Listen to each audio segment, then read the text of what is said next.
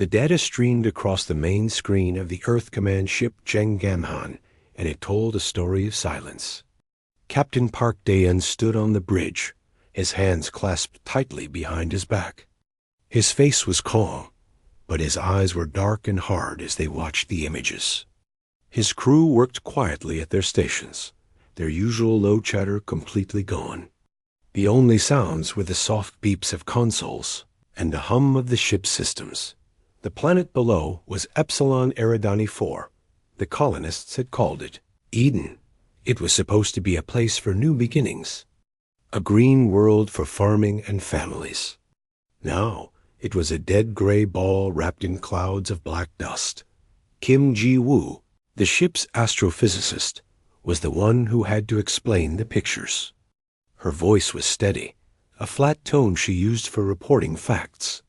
The initial energy signature matches a Talvori planet breaker pattern. Class 7. It targets the crust and the atmosphere at the same time. On the screen, a map showed where the bombs had hit. Not the cities first. The bombs had hit the fault lines, the big volcanoes, the deep ice caps. They did not want to just kill people, Captain. They wanted to kill the world itself. The quakes and the ash did the rest. Lee Yuna, the communications officer, had been listening to the empty air for hours. She had a headset on, her eyes closed, searching for any signal, any voice. She finally took the headset off and let it drop onto her console. The small thud made everyone glance her way. Her face was pale. The last broadcast from the main settlement was 19 days, 4 hours ago. It was a general distress call. They were reporting skyquakes and the ground splitting open. Then it cut off. There is nothing after that. No signals from the shelters, no beacons. Just silence. Captain Park gave a single, slow nod. Show me the surface. Maximum magnification. Focus on the hanging settlement. That had been the main town, named after a river on faraway Earth. The image shifted, zooming in through the haze. The buildings were not burned. They were crushed, or half swallowed by great cracks in the ground. Some were buried under dark gray mud that had once been soil. Ji-woo highlighted something in the ruins. It was a small, brightly colored plastic circle on a string, caught on a broken piece of metal. A child's toy. A little further, a shred of fabric, maybe from a curtain or a shirt, fluttered in the thin, toxic wind. Park Dayan's jaw tightened. He thought of the colony's records. He had reviewed them on the way here. Over 50,000 souls. A mix from all over Earth, but a large group had been Korean, seeking a place for their own community under a new sun. There were pictures of harvest festivals, of children playing in fields of green grain, of people building homes with their own hands. All gone. Moved to Grid 7, Park said, his voice rough. The view changed to show the agricultural domes. They were shattered, their clear roofs blown inward. The plants inside were black and withered. Kang Min-soo, the weapons officer, let out a low breath. The kinetic strikes were precise. They broke the domes to let the poison air in. This was thorough. That was the word for it, Park thought. Thorough. It was not a battle. It was a cleaning, an erasure. The Talvori Collective had found a human colony on the edge of what they considered their future territory, and they had wiped it away, like a person wiping dust from a table. Any signs of the attackers? Any debris that isn't from Eden? Park asked. Ji-woo shook her head. None, sir. They used stealth delivery systems for the breakers, probably launched from beyond the system's edge. They were never here in person. No risk to their own forces. Of course not. The Talvori believed themselves to be the absolute peak of life. They called other species chaotic elements, problems to be solved. This was their solution. Lee Yuna spoke up again, her voice fragile. I've scanned all the emergency frequencies. The colony had 12 deep core shelters. Each should have had a life sign beacon. All 12 beacons are offline. Not destroyed, just turned off. Or dead. She meant the people inside were dead. The weight of the silence filled the bridge. It was a heavy thing, pressing down on all of them. Park could feel the eyes of his crew on him. They were waiting for his reaction. For orders. For meaning in this meaningless horror. He turned from the screen showing the dead world. He looked at his crew. At Ji-woo's carefully blank face, at Yuna's red-rimmed eyes, at Minsu's clenched fists. "Lieutenant Yuna," Park said, "open a direct channel to Earth Command. Use the highest priority cipher." Yuna straightened up. "Channel open, Captain." Park faced the communication screen. It showed the emblem of Earth Command, a blue planet circled by an olive branch. He spoke clearly, each word falling like a stone. "This is Captain Park Daeun of the ECS Jenggamhan, reporting from the Epsilon Erigani system. Colony designation, Eden. Status, total loss. Confirmation of Talvori weapon signatures. No survivors detected. Repeat, no survivors. The event was a deliberate, unprovoked extermination. We are proceeding to collect final sensor data, awaiting further instructions." He paused. The official report was over. But he added one more sentence, not for the record, but for the people listening on the other end. The people who had sent families to this place. Tell the families. There was no paying. It was too fast. It was a lie. He knew from the data that the ground had shaken and torn for hours, that the air had slowly turned to poison. But it was a lie they needed, and maybe one he needed to believe himself. The acknowledgement came back, cold and efficient. Message received, Jenggamhan. Proceed as ordered. Stand by for new orders. Earth Command out. The screen went back to the view of Eden. The gray planet hung in the black space. A tomb. "Captain?" It was Ji-woo. "I am detecting a weak energy source on the far side." Not a beacon. It might be a piece of surviving colony machinery. Or a black box recorder. Park nodded. "Plot a course. Take us in. Let's see what's left." As the Jenggamhan moved slowly around the dead world, the crew worked. But their movements were quiet, deliberate. No one spoke unless it was necessary. They all looked at the screens, at the images of the crushed homes and the buried fields. Lee Yuna played the last distress call on her private speaker, the volume low so only she could hear it.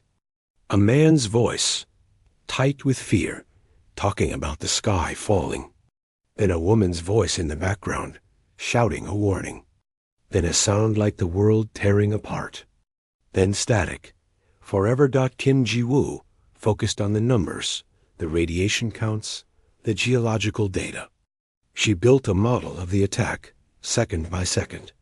It was easier than thinking about the people. She had a cousin who had talked about going to Eden. She pushed the thought away. There was only data now. Kong Minsu checked and rechecked his weapon systems. His screens showed ready statuses and full power levels. It felt useless. Their weapons were for ships, for armies. Not for this. Not for revenge against a ghost enemy who had already left. Captain Park Daeun stared at the planet, his reflection a ghost over the image of the ruins. His anger was not hot. It was cold, a solid block of ice in his chest. It was the anger of a protector who had arrived too late. The anger of a man who now had to write a report about the deaths of thousands of innocent people. And the cold, certain knowledge that this could not stand. Earth would have to answer. But how do you answer something like this? That question hung in the air, heavier than the silence. The Jenggamhan finished its first pass, a lonely ship circling a fresh grave, waiting for a command from home. The silence of the Jenggamhan was different now. It was not the quiet of shock, but the focused, humming quiet of a predator on a trail. For 19 days, the ship and the rest of the Terran 7th Fleet had tracked the faint, ghostly signature left by the Tal Vori stealth systems. It was like trying to follow the smell of ozone after lightning has struck, but Kim Ji-woo was the best. She found the trail. Captain Park Dae-yeon spent most of his time on the bridge, staring at the star map. The trail led back, jump by jump, to a single heavily fortified system. Vori's heart, the Tal Vori home. On the main screen, the system glowed with data tags. Multiple planets, orbital fortresses the size of small moons, dense minefields, and a fleet presence so large it looked like a shimmering cloud of gnats around the inner worlds. It was a nest of hornets, and they had just kicked someone's house down. Lee Yuna was at her station, listening. The Tal Vori were not hiding their communications. They were proud. She translated their tight beam broadcasts for the captain. They are calling the Eden operation the pruning of a wild branch, Yuna said, her voice devoid of its usual warmth. It was a cold reporting tone she had adopted since Eden. They are broadcasting to their other colonies. They say humanity is a chaotic species, unpredictable. We expand like a weed. They say wiping out the colony was a necessary act of gardening to preserve the order of the galaxy. She swallowed. They are boasting about their planetary shields. They say no weapon we have can touch their homeworld. They are laughing, Captain. Park just nodded. Let them laugh. Ambassador Choi Soo-young entered the bridge. She had come from Earth on a fast courier ship to join the fleet. She was a senior political advisor, her face lined with care and her eyes sharp. She stood beside Park's chair, looking at the formidable display of Tal Vori power. Captain, she said quietly, the council is in session. The debate is intense. The public outcry is a roar. They demand blood. They demand fire. And the council? Park asked, his eyes never leaving the enemy system. They are afraid. Of this, she gestured at the screen, of starting a war we cannot finish, of becoming the monsters we seek to punish.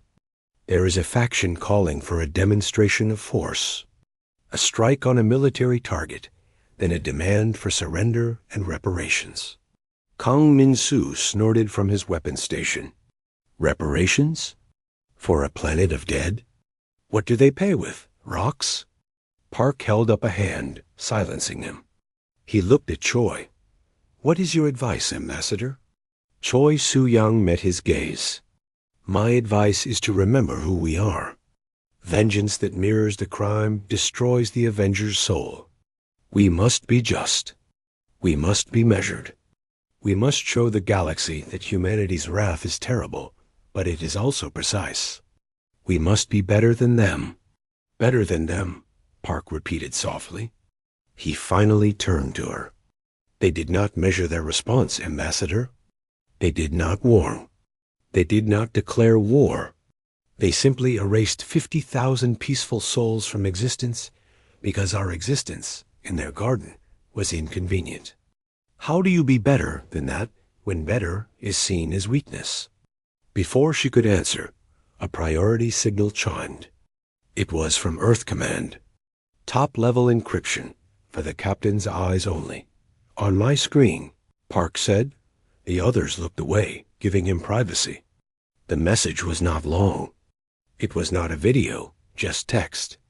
Park read it. His expression did not change, but the muscles in his jaw bunched once, then relaxed. He read it a second time. Then he deleted it completely from the system. Captain? Ji-woo asked, her scientific curiosity piqued by the unique encryption flag she had seen. Park stood up. Commander Ji-woo, Commander Min-soo, you will come with me to the secure briefing room. Lieutenant Yuna, you have the bridge. Ambassador, you should come too. The secure room was a small, sealed vault deep in the ship's heart. Inside, Park activated a solitary screen. It showed a simple schematic. It was not of a missile or a laser. It looked more like a complex musical instrument or a deep space sensor array. "This is Project Gwangbok," Park said. The word meant restoration of light in Korean. The irony of the name hung in the cold air. Chi Wu leaned forward, her eyes scanning the physics. She blinked. This is not a weapon. Not in the normal sense. It's a resonance driver. A harmonic inducer." Her voice trailed off as she followed the logic of the schematics. Her face lost its color. Oh no. "Explain," Choi Soo-young said, her voice tight. Ji Woo took a deep breath. "It doesn't attack ships or planets. It attacks a star. It sends a tightly focused stream of exotic particles, tuned to a specific frequency. It resonates with the star's own core magnetic field, like singing the exact note to shatter a wine glass." She looked at Park, her eyes wide. "It would destabilize the star. It would cause a forced supernova." The room was utterly silent. Kang Min-soo broke it. A slow, grin smile spread across his face. "It bypasses all their shields, all their fleets, their fortresses. They can hide behind a wall 1,000,000 miles thick, and it won't matter. It will destroy the entire system," Choi whispered, horrified. "Every planet, every moon, every ship, everyone. Billions of lives. Captain, this is not measured. This is not justice. This is annihilation. This is what they did." Park's gaze was like stone. "No, Ambassador. What they did was small. They killed one colony, one world. They thought it would make us afraid. They thought it would make us go away." He tapped the screen, showing the Gwangbok schematic. "This is our reply. This is us telling them they were wrong. We are not afraid. And we do not go away. We erase the board. You cannot." Choi insisted, stepping forward. "This makes us monsters. It makes us worse than them. It makes us understood," Park said, his voice low and final. "They believe in absolute power. They believe in wiping out chaos. So we will show them the absolute power of chaos. We will show them what happens when you push humanity into a corner. We do this once, so that no one ever considers doing what they did to Eden again. Not to us. Not to any other species they might find." He looked at Ji-woo and Min-soo. "Can you do it?" "The device is pre-built in the hold of the Jang-gamhan. Earth Command anticipated we might need it." Ji-woo, still pale, nodded slowly. "The physics are sound. It will work." Min-soo cracked his knuckles. "Just give me the firing sequence." Park turned back to Choi Soo-young. "The order has been given, Ambassador. By Earth Command. By the Council. The vote was not unanimous, but it passed. The decision is made. Your job now is not to debate it. Your job is to help me write the message that will go to the Talvori before we do it. A final warning. One they did not give to our people." Choi looked at the faces around her, at the cold resolve in the captain's eyes, at the fearful acceptance in Ji-woo's, at the eager fury in Min-soo's. She saw no hesitation. The die was cast. She closed her eyes for a moment, mourning not just for Eden, but for what humanity was about to become. What will the message say? She asked. Her voice defeated. Captain Park Daeun looked at the schematic of the Star Killer. "It will say one thing. You burned the garden. We will put out your sun. Then we will give them 24 hours to send out a single, unarmed ship with their total surrender. They will not do it. They will laugh. And then we will show them what a human reply looks like." The bridge of the Jang-gamhan was a tomb of focused activity. No one spoke above a murmur. The weight of the last day pressed down on everyone. Captain Park's ultimatum had been sent. The Tal Vori reply had come within the hour. It was not a surrender. It was a 5-minute-long transmission of their leaders laughing. The sound was harsh, a clattering, scornful noise. They called the human threat the squeaking of a small, wounded animal. They repeated that their shields were unbreakable, their will absolute. They told the human fleet to wither in the darkness and be grateful they were not being hunted down next dot now. The waiting was over. "Deploy the Guangbok platform," Captain Park said, his voice echoing slightly in the quiet. On the main viewer, a section of the Jengaman's hull opened silently. A strange, angular craft, all long spines and crystalline emitters, drifted out. It looked fragile. It moved under its own low power, positioning itself between the human fleet and the brilliant yellow sun of Vori's heart. The star shone. Peaceful and unaware, Kim Ji-woo's fingers flew across her science console. Platform is stable. All emitters are green. Beginning priming sequence for the resonance driver. Her mouth was dry. She was about to commit an act of astrophysical horror. The scientist in her was fascinated. The human in her was sick. The particle beam will need to be precisely tuned to the star's core frequency.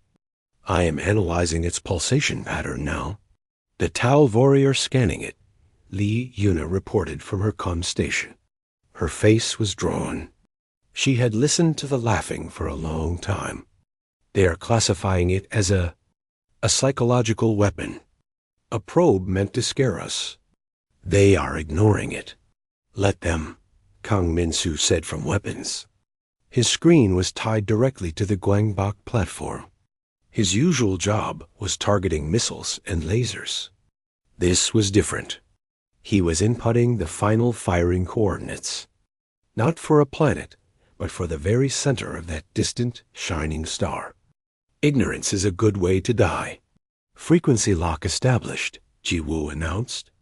A low thrum of power began to build through the ship's deck. A vibration felt in the bones more than heard. The star's core magnetic signature is mapped. The resonance particle stream is ready. Captain Park stood up from his chair. He walked to the center of the bridge, hands behind his back, and looked at the sun on the screen. He thought of Eden, gray and dead. He thought of the laughter. He took a slow, deep breath. The order had already been given. He was just the instrument now. Execute Project Guangbok. Firing, Min-soo said, and pressed the final key. There was no flash, no beam of visible light. From the human perspective, nothing happened. The Guangbok platform simply shimmered for a moment, space around it warping like a heat haze. A torrent of invisible forces, tuned to a terrible and specific song, lanced out across the void towards the star. For a long minute, nothing changed. Then, Ji-woo's sensors went wild. I have a reading. The resonance is hitting the chromosphere. It's being absorbed perfectly. Her screen flooded with data. Core oscillation is increasing, rapidly. Magnetic field lines they're tangling. The star is accepting the harmonic. On the viewer, the star Vori's heart prime still burned, steady and bright. The Tal Vori are hailing us, Yuna said suddenly. It's a general broadcast. They are. They are mocking the failure of our weapon. Put it on speaker, Park said. The clattering, smug voice filled the bridge. Human remnants. Your pathetic light show is over. You have proven only that you understand nothing. Your technology is a toy.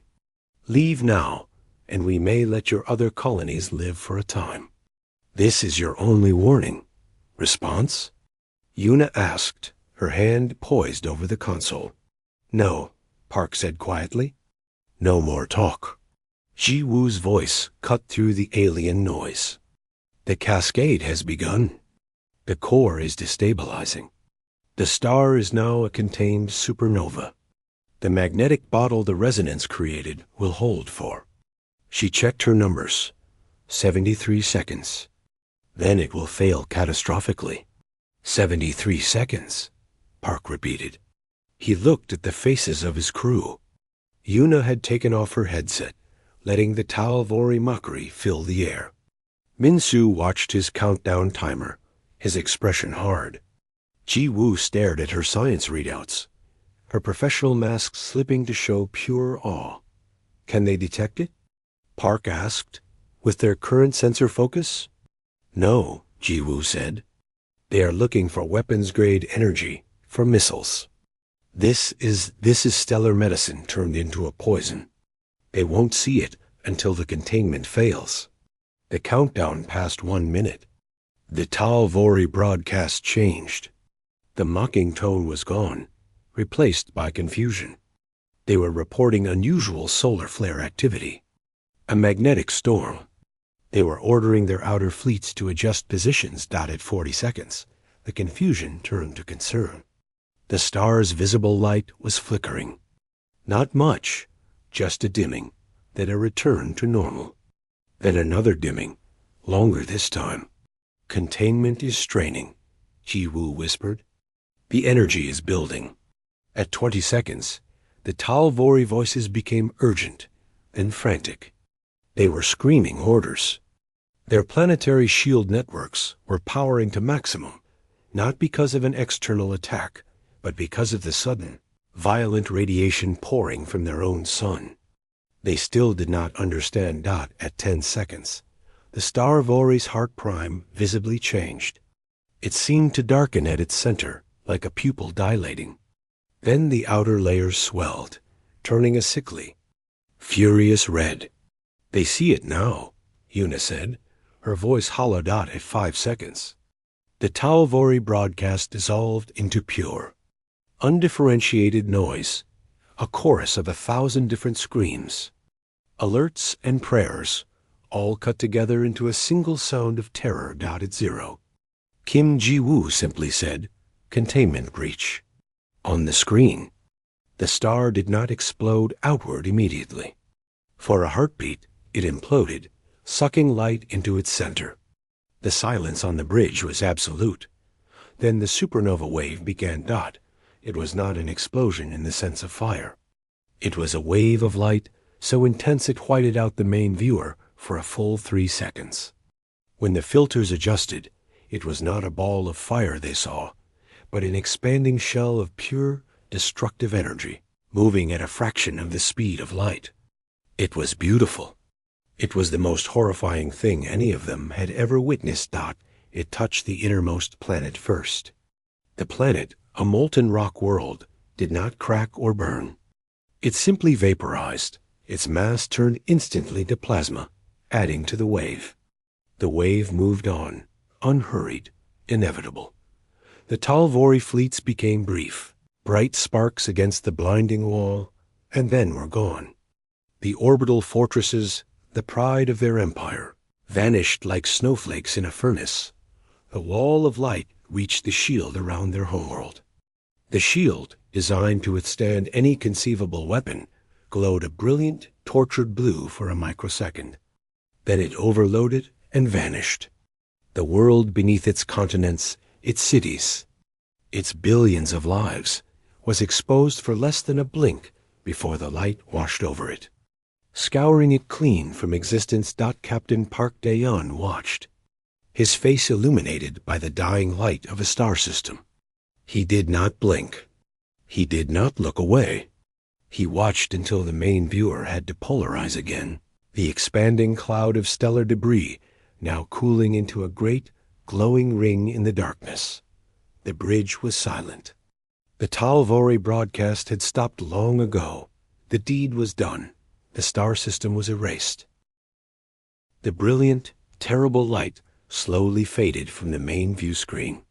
The filters gradually adjusted, reducing the blinding white to a bearable, sickly yellow, and then to the colors of an angry sunset. What was left was not a star system. It was a wound in space, not an expanding cloud of superheated gas and dust. glowing from within by its own radioactive death, bloomed where Vori's heart had been. At its center, a pulsar the dense, rapidly spinning corpse of the star sent out a regular, mournful beat of X-rays. It was a tombstone. A very large, very violent tombstone that no one on the bridge of the Jengamhan moved. The only sound was the quiet hum of the ship systems and the rapid, shallow breathing of Li Yuna. Kim Ji-woo stared at her sensor readings. The numbers told a story of absolute, physical finality. Confirmation, she said, her voice a dry rustle. She cleared her throat. All planetary masses in the Vori's heart system have been vaporized or reduced to particulate matter below 1 meter in size. The orbital infrastructure is gone. The energy wave has dissipated beyond the system's original gravitational boundary. There are no life signs, no artificial energy signatures, nothing but residual radiation and dust. She had just narrated the end of a civilization. She felt empty. The fascinating physics of the event was now drowned in its consequence. She had helped turn a star into a bomb.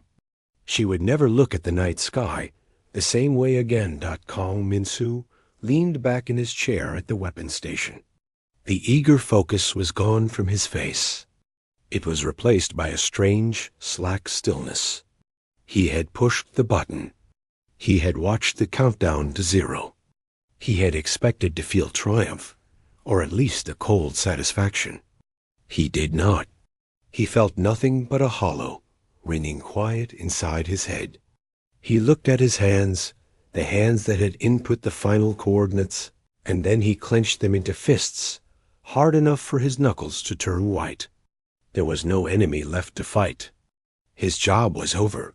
Li Yuna finally moved. She slowly reached out and turned off the speaker that had, until recently, been filled with Talvori voices. The silence that followed was even heavier. She had been a listener. She had heard their arrogance, their laughter, their confusion, and their final, collective scream of terror as the light of their own sun consumed them. She had heard a people die, not soldiers. A people. The sound was etched into her mind. She put her face in her hands, not crying, just pressing her fingers against her eyelids, trying to push the images and sounds away. Captain Park Daeon remained standing in the center of the bridge. He had not moved since the light erupted. His back was straight, his posture perfect. He watched the glowing cloud on the screen, his face illuminated by its hellish light. He saw not just the cloud, but the ghostly afterimage of Eden, gray and dead. One horror laid over the other. He had wanted the Talvori to understand. He had wanted to send a message that would echo through the galaxy for 1,000 generations. Now, looking at the result, he wondered if the message was too simple. It was just a scream of power. A scream so loud it had drowned out everything else, including, perhaps, their own humanity. He thought of Ambassador Choi Soo-young's words. "It makes us monsters." Was she right? He had done his duty. He had followed orders. He had protected Earth by delivering a blow so unimaginably severe that no one would ever dare threaten it again. He knew, logically, it was the only language the Talvori understood. But standing here in the light of a murdered star, logic felt very small and very cold. "Captain." It was Ji-woo again. She was looking at her long-range scanners now. "I am picking up residual signals from the periphery." The Talvori had listening posts and a few small expeditionary fleets in neighboring systems. They are moving." Park turned his head slightly. "Towards us?" "No, sir." Ji-woo's brow furrowed as she interpreted the data. "They are in full retreat. Maximum burn away from this location. And from the general direction of Earth, they are scattering." She paused, listening to something else. "They are broadcasting. Not on a tight beam. It's a wide-band distress and identification signal. What are they saying? Park asked, though a part of him already knew. Yuna lifted her head from her hands. She tuned her console, capturing one of the fleeing signals. She listened, translating automatically. The arrogant, clattering language was gone. The voices were thin, shredded by panic. They were not communicating tactics. They were repeating a single phrase over and over, like a prayer or a curse. They are calling us. Yuna's voice was a whisper. She looked up, her eyes meeting Park's across the bridge. They are not calling us humans or chaos anymore. Their new designation is broadcasting on all channels. She took a shaky breath. They are calling us the absolute silence. The words hung in the air. The absolute silence. It was the silence after the scream. The silence of a dead star system. The silence they had brought. Park Daeon gave a single, slow nod. The message had been received, understood, and it had given them a new terrifying name. He looked around at his crew. At Ji-woo, lost in her data to avoid her feelings. At Min-soo, sitting stunned by his own actions. At Yuna, haunted by the voices she had heard die. They were not celebrating. There were no cheers, no nods of grim satisfaction. They were shell-shocked. They were grieving for something they could not even name. He was their captain. He had to lead them out of this silence. "Lieutenant Yuna," he said, his own voice sounding rough and unused. "Send a priority update to Earth Command. Use the simple code. Gwangbok complete. Objective erased. New designation acknowledged. Nothing more." "Yes, Captain," Yuna said, her fingers moving mechanically. "Commander Min-soo, secure all weapon systems. Stand down from battle stations." Min-soo blinked, as if waking up. "Aye, Captain." Standing down. Park finally walked back to his command chair. He did not sit. He placed his hands on the back of it and looked at the main screen one last time. The beautiful, terrible nebula of Vori's heart would keep expanding for thousands of years. Permanent scar and a warning. "Set a course," Captain Park Daeon said. "Take us back to the Epsilon Eridani system." To Eden. The order was a surprise. Everyone looked at him. "Sir?" Ji-woo asked. "We started there," Park said, his voice low. "We will end there. We will file our final report from orbit around the colony they destroyed. We will look at what they did, and then we will look at what we did. And we will remember the cost of both." He paused. "Then we will go home." The Jeng-gammon turned slowly, its powerful engines pushing it away from the spreading cloud of stellar ash. It moved back into the ordinary darkness of space, leaving the spectacular horror behind. But the silence it carried within its hull was now absolute and far heavier than the silence of space. They were the absolute silence now, and they had to learn how to live with what they had done. The Epsilon Eridani system was just as they had left it, quiet, dead, the gray. Scarred face of the colony world Eden hung against the blackness, a permanent monument to a smaller, but no less final. Crime got the Jeng-gammon slid into orbit without ceremony. The journey back had been made in near total silence. The crew performed their duties, but the easy camaraderie was gone. Meals were eaten quickly, in silence. People looked at their screens, or their hands, or the floor. They did not look at each other very much. Captain Park Daeon stood on the bridge, looking down at the ruined planet. The image of the expanding supernova, so brilliant and violent, was still burned into his eyes. But somehow, this gray world was harder to look at. It was intimate. You could imagine people walking there. You could imagine the smell of the turned earth, the sound of children. You could not imagine anything on the dust cloud that was once Vori's heart. Lee Yuna was at her station, her usual work complete. There were no signals to monitor here. No alien chatter. The galaxy, or at least this part of it, had gone very quiet after the news spread. She pulled up a personal file on her screen. It was the list of Eden's colonists, sent from Earth Command. Names, ages, professions. She scrolled slowly. Kim Hanyul, botanist, 34. Park Jisoo, teacher, 28. Lee Chol, engineer, 45. On and on. 50,000 lines of text. She had tried to listen to the dead of Vori's heart. Now she tried to read the dead of Eden. It was her. Penance.Kim Ji-wo compared the two sets of data on her science console. On the left, the final sensor scan of Eden. Radiation levels, geological stability, atmospheric toxicity. On the right, the final sensor scan of the Vori's heart system. Radiation levels, elemental dispersion, gravitational anomalies. 2 columns of numbers describing 2 different kinds of death. One was a murder scene in a house. The other was the house, the street, the town, and the mountain it was built on. All vanished in a flash. The numbers were different, but the result was the same. 0 life, 0 future. She closed both files. Data offered no comfort anymore. Kang Min-soo had requested permission to do a physical check on the ship's conventional armory. He was down in the weapons bay now, not because it was needed, but because he needed to move. He ran his hand over the cold, sleek casing of a missile. This was a weapon he understood. It hit a ship. The ship blew up. This was a transaction between soldiers.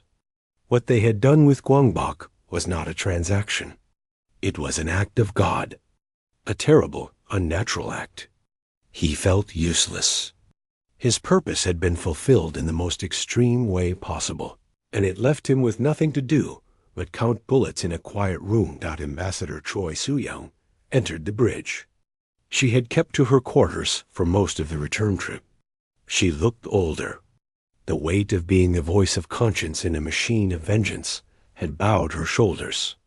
She came to stand beside Captain Park. "The official commendations from Earth Command have come in," she said quietly, not looking at him. "For you. For the crew. For unwavering resolve and decisive action in defense of humanity. They are calling it the victory of the silent reply." Park did not respond for a moment. He watched a wisp of dust drift across Eden's terminator, caught in a dying sunset. "Is that what we should call it, Ambassador? A victory?"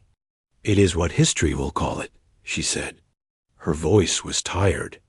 "The day humanity proved it would not be victimized. The day we guaranteed our safety through absolute terror."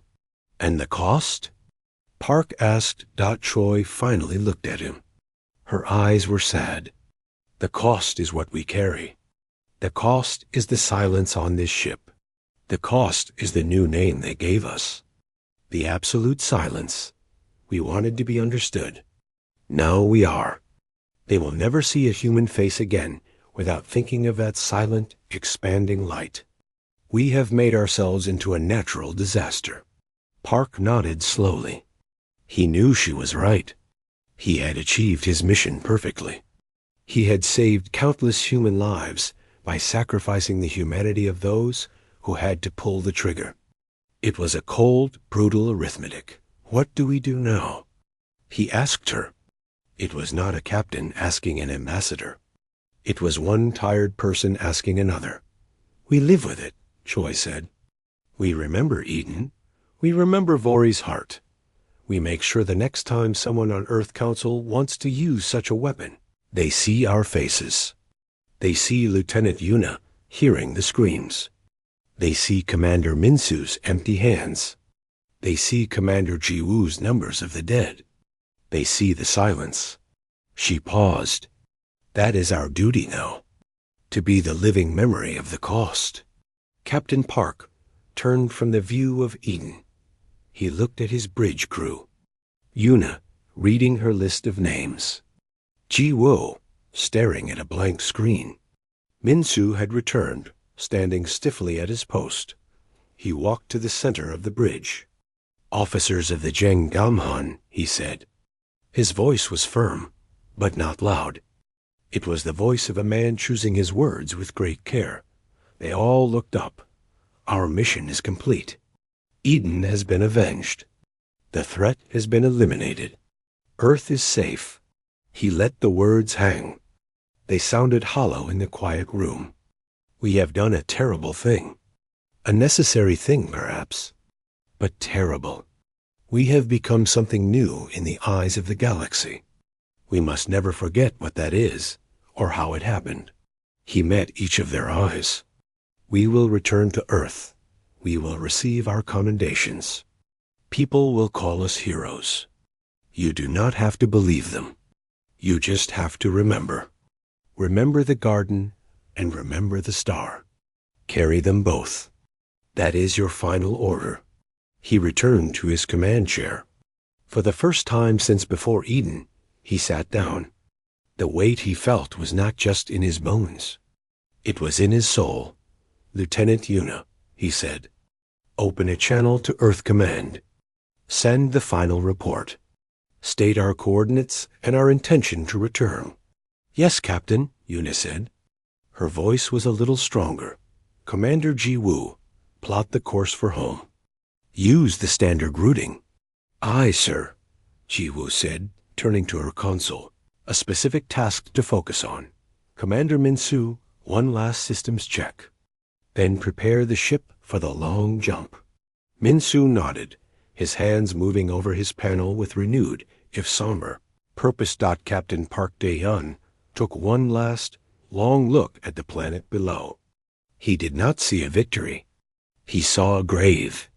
He saw the first domino that fell, leading to an echoing chain of destruction that ended with a star going dark. He would see it in his dreams for the rest of his life. Home, he said. Take us home. The Zheng Gamhan's engines glowed blue as they powered up. The ship turned gracefully away from the dead colony, pointing its nose towards the distant, tiny pinprick of light that was Earth. It moved out of orbit, gaining speed. Behind it, Eden receded. A silent gray marble. Ahead lay the long dark, and the heavy silence they now carried with them. They were no longer just a crew. They were a warning. They were a memory. They were the absolute silence, going home to a world that would never truly understand what they had done, or what they had lost in the doing. The ship jumped into faster-than-light travel, leaving the silent system behind, carrying its own, deeper silence within.